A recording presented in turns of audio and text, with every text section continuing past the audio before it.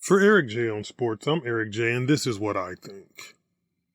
Elite pass rusher Micah Parsons has just been traded from the Dallas Cowboys to the Green Bay Packers.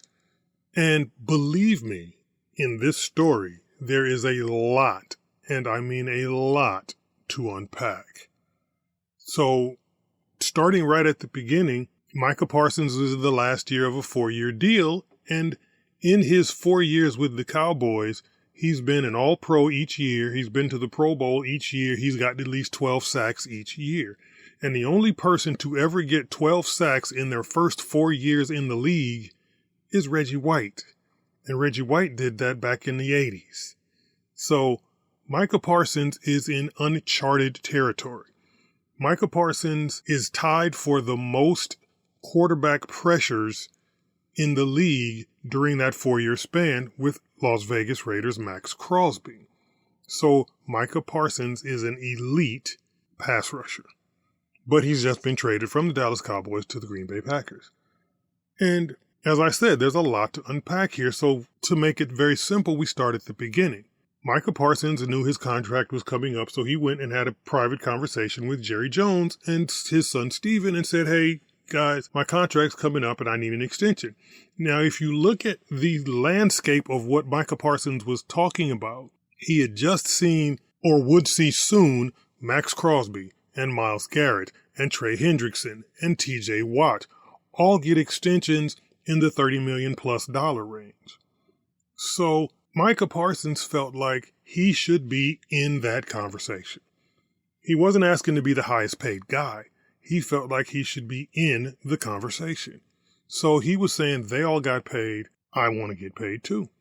Now, the funny thing about the NFL is the last guy paid at a position becomes the highest paid guy at a position unless you just drastically overpay a guy. Now, Dak Prescott was drastically overpaid, so even though other quarterbacks have been paid, Dak is the highest paid quarterback in the league, which makes him the highest paid player in the league.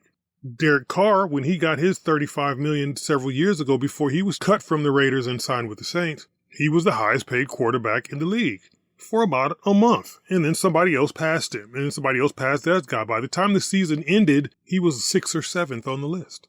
But when you see Max get a deal, and you see TJ Watt get a deal, and you see Myles Garrett get a deal, and you know that Trey Hendrickson is due for a deal, and you're Micah Parsons, you know that you're due for a deal. And it's the last year of your contract anyway, so you're saying, hey, why don't we sign me? And I'm thinking that he was thinking with the knowledge that if you get me now, it'll cost you less than if you get me later, which is true.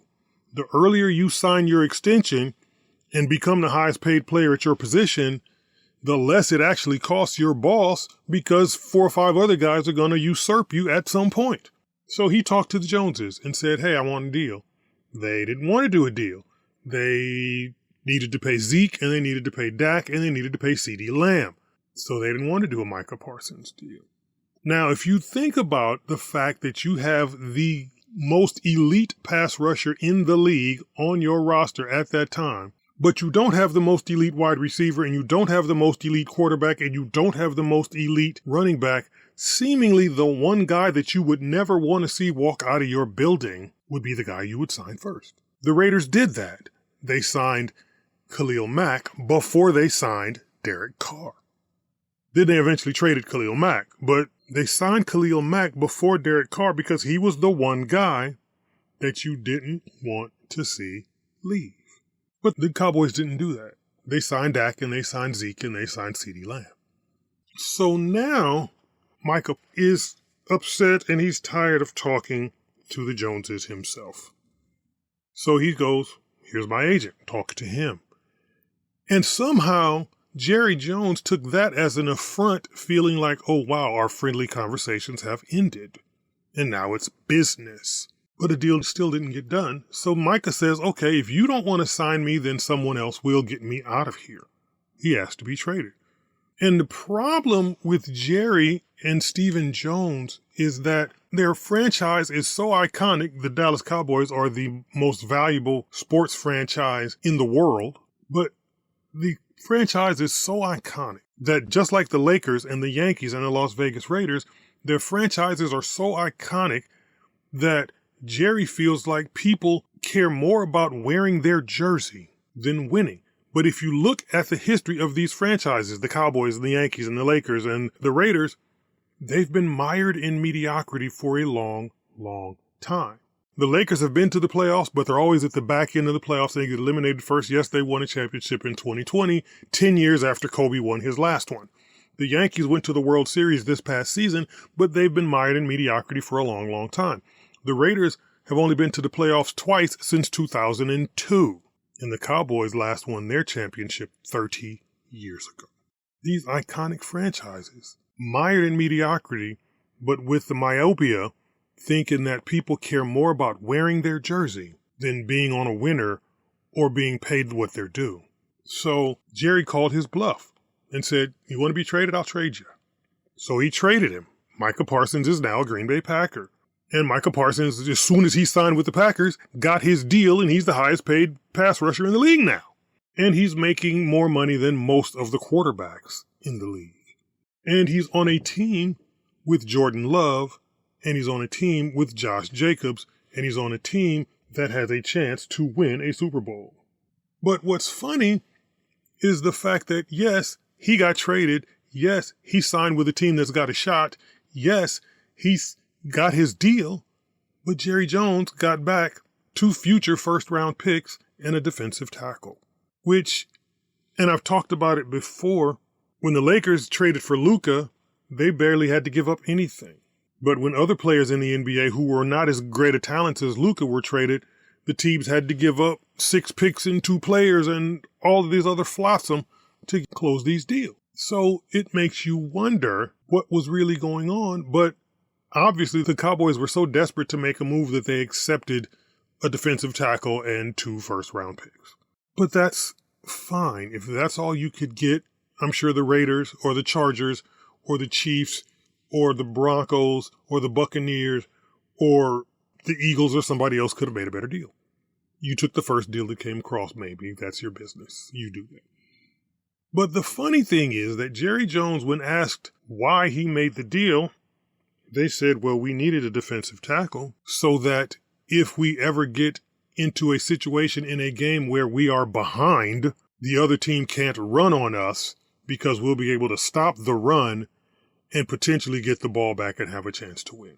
And that was the funniest part of the entire saga, because Jerry Jones made a deal that indicated that he's going into the season with the mindset that his team's going to be behind a whole bunch and that the other team is going to try to just run the ball and kill the clock and win the game. And he wanted to bring in a player who would be able to stop that from happening. Not, we've got a chance to win because we brought in a guy who's going to help us win. It's, we brought in a guy who's going to help keep us from losing. Now, there's a difference there. When you play to win, you play to win. You go and you do what you were doing that caused you to get a lead in the first place, and you keep doing it until the other team stops it so that you could continue to put points on the board and win the game. When you play not to lose, you get a lead of 7-3, and this was always my complaint when John Gruden coached the Raiders. You'd get a lead of 7-3, then you'd start running the ball and try to kill the clock and try to close the game out as quickly as you could. And that's fine if that's the way you want to do business. But Jerry is indicating that he believes that all of his opponents for 2025 are going to get that 7-3 lead and try to run the ball and kill the clock and sneak out of there with a 7-3 victory. So they needed a defensive tackle so those teams couldn't run up the middle. What if they run on the outside? What if they do sweeps? What if they do screens? What if they do passes in the flat to the running back? Your defensive tackle doesn't help you there. But the mindset that we need to be able to get behind, stop the other team from playing end of game ball so that we could possibly get the ball back and then maybe score some points with our overpaid quarterback, wide receiver, and running back, and our brand new first time in the system, first time in the uniform head coach. So I don't get it, Jerry. But I do get it, Jerry, because these are the types of moves you make. So you're going into the season getting rid of arguably the best, if not top 5, elite pass rushers in the game. Myles Garrett, Max Crosby, Trey Hendrickson, TJ Watt, Micah Parsons. One of the top 5 best pass rushers in the game. You're going into the season without that guy because you found out that he cared more about winning and getting paid than just wearing your jersey. And then you brought in a guy because you're also going into the season with the belief that when we fall behind, we want to be able to get the ball back. And people wonder why the Cowboys are in such disarray. Because disarray in sports starts at the top. The Lakers were run like a family business.